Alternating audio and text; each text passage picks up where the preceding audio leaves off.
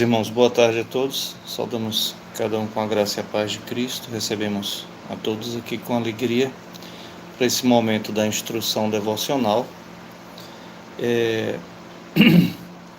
Ainda aguardamos aqui a entrada dos irmãos que têm acompanhado, outros que virão mais tarde aqui acompanhar também. Vamos ter uma palavra de oração para esse momento de devocional familiar. Essa orientação que é oferecida aqui para a realização do culto doméstico nos lares, não só da nossa igreja, como todos os lares que se reputam por lares cristãos, devem fazer ao meio-dia sua refeição à mesa com seus filhos, para também ensiná-los, incuti-los a palavra do Senhor, como está lá em Deuteronômio 6, tá bom? Vamos orar e aí a gente vai para a pergunta 8 aqui do nosso breve catecismo.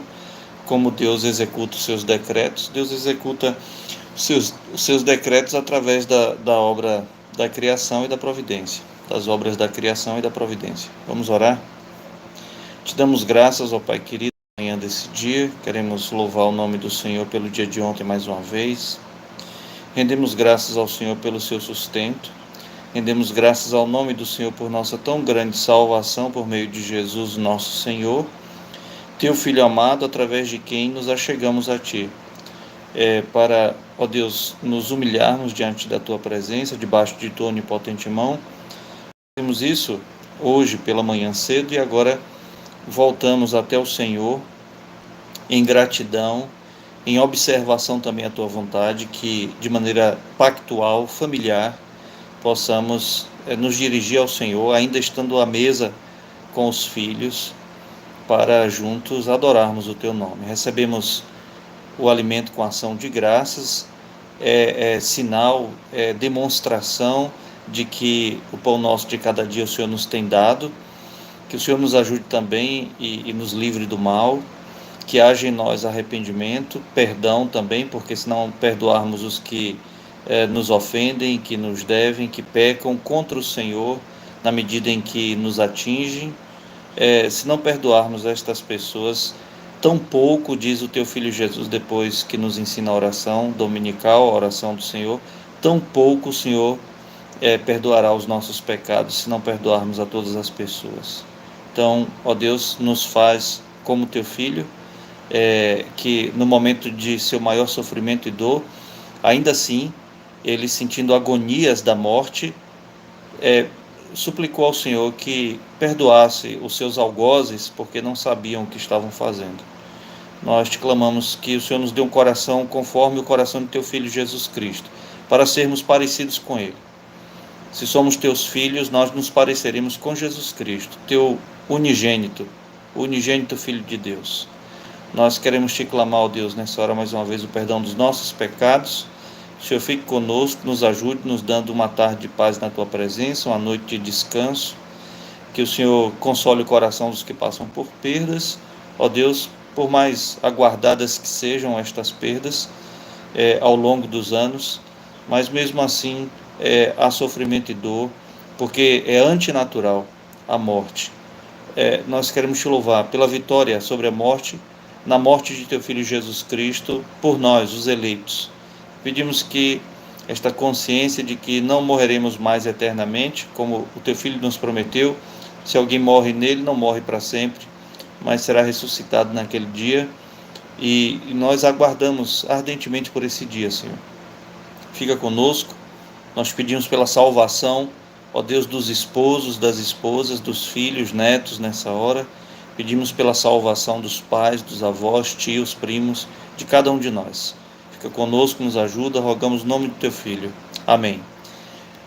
Meus irmãos, a gente tem observado aqui o breve catecismo de Westminster para a nossa instrução, desse horário tão importante, esse horário especial. Nós vimos, até o finalzinho da semana passada, nós vimos aí a pergunta 7, quais são os decretos de Deus, né? Os decretos de Deus são o seu eterno propósito, segundo o conselho de sua própria vontade, pelo qual, e para a sua própria glória, ele predestinou tudo que havia de acontecer, tudo que acontece. aconteceu e acontece. Isso faz parte aí da pergunta 8, como Deus então executa o seu decreto, né? Deus executa o seu decreto nas obras da criação e da providência. Deus fez isso no começo de tudo. Lá no comecinho de Gênesis, nós temos o período da criação. Nós veremos na pergunta 9 como é que Deus então criou todas as coisas.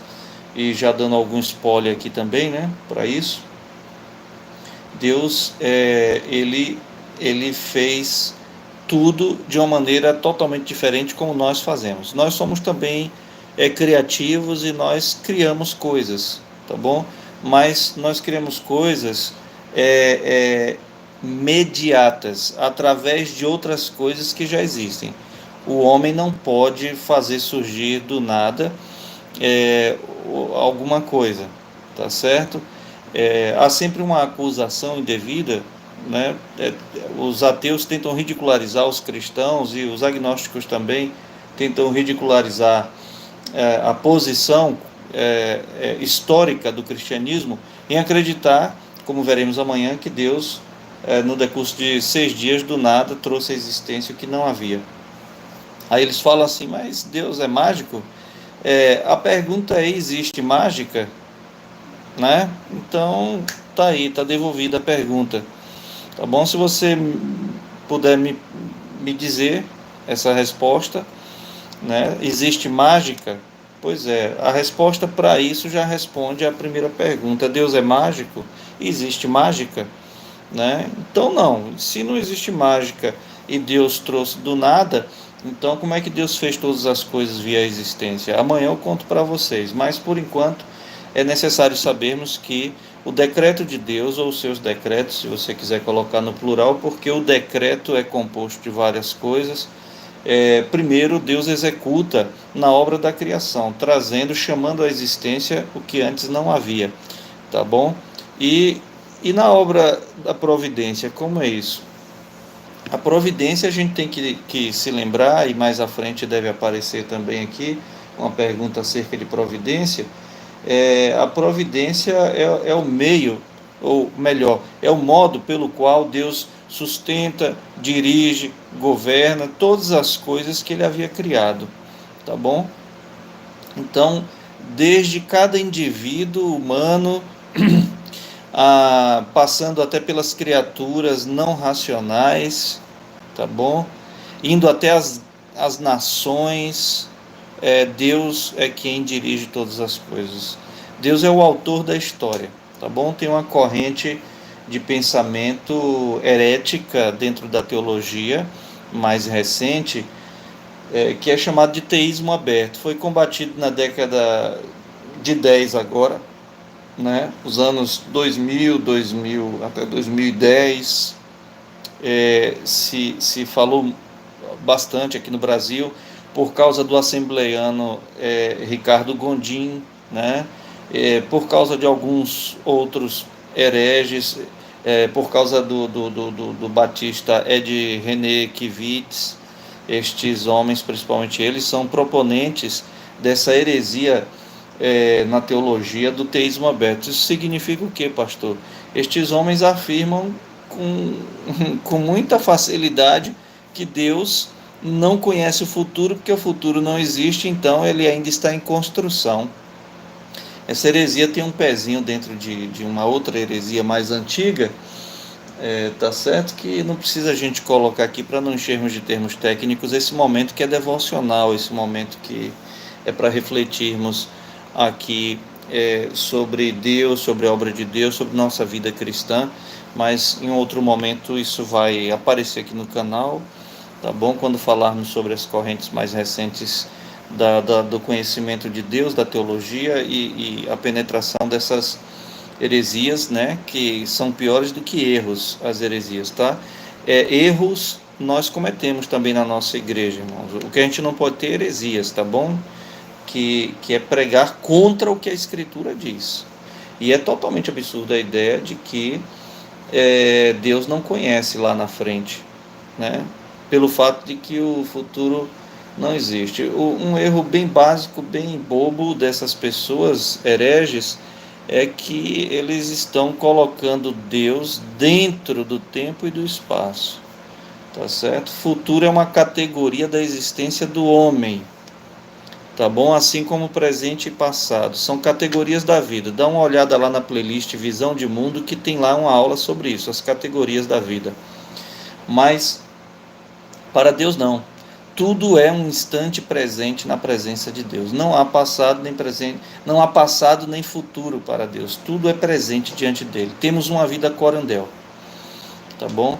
Então, que diferença histórica tem entre nós agora e Adão lá no começo de tudo? Para Deus, nenhuma, tá bom? E como é que isso funciona na mente de Deus, pastor? Aí você já quer saber demais. Isso aí já é teologia especulativa, tá bom? Nós temos uma teologia que é descritiva, que depende da revelação, o que ela nos diz. Então, não precisa a gente especular essas coisas aí, porque a sua mente e a minha não iremos alcançar os pensamentos do Senhor, que são mais elevados do que os nossos. É por isso que a vontade de Deus está dividida no decreto, antes de tudo, só pertence a Ele, e só tomamos conhecimento de alguns fatos no desenrolar do tempo, da história da gente, tá? E só. E a outra parte da sua vontade é aquela vontade ordenada de Deus, pelo seu poder ordenado, depois que Ele criou e passou então a executar a obra da providência. Então Deus, dentro desse curso da nossa história humana, Deus nos deu a sua revelação especial, que é a sua vontade preceptiva, que deve ser por nós obedecida, mas Deus nos dá uma livre agência ao homem para desobedecê-lo, tá bom? Por que Deus fez assim? Porque Deus não fez robôs programados, como as pessoas acham, né? Como os incrédulos, melhor, como os ímpios acham, porque não existe incrédulo na verdade, como os ímpios acham, tá bom? E tentam acusar o cristianismo. Meus irmãos, o fato é que termos uma boa consciência diante de Deus, buscarmos o conhecimento do Senhor, da maneira mais simples que a gente pode fazer isso, aprendendo os nossos credos, aprendendo as nossas confissões de fé, sendo ensinados esses documentos através de catecismos, até nós, até os irmãos bem menos elaborados do que nós, e nós temos alguns irmãos que não lê nem escreve na nossa igreja, mas eles têm a operação do Espírito Santo no seu coração e na sua mente, que embora estes irmãos não sejam pessoas com muitas informações, mas ele tem os que os muito informados do mundo não têm, que é a sabedoria, e essa vem do Senhor para as nossas vidas. Que Ele seja glorificado por meio de cada um de nós e dos nossos lares nessa hora à mesa. Tá bom, meus irmãos? Vamos orar mais uma vez? Senhor, te damos graças, te bendizemos, te louvamos por esses momentos preciosos diante do Senhor. Toma as nossas vidas em tuas mãos e que estes momentos de reunião à mesa se incorporem na nossa vida. Que, embora o mundo caminhe a largos passos para o inferno do jeito que querem viver, como já disse uma das cantoras famosas recentemente falecida no nosso país, que vivam lá como o diabo gosta. Como também diz um outro cantor, ainda vivo, das nossas canções populares brasileiras, que tudo mais vai para o inferno. Essa tem sido a filosofia do homem sem Cristo. Mas, quanto a nós, ó Deus querido, fomos chamados para uma vida de fato separada deste modo de vida, não das pessoas, mas do modo de vida deles. Nós temos que ser bem-aventurados conforme o padrão do Salmo 1 estabelecido ali para nós. Nos ajuda, portanto, a estarmos no mundo sem pertencermos a ele, Senhor, que nós te suplicamos no nome de Jesus. Amém. Deus abençoe a cada um, meus irmãos.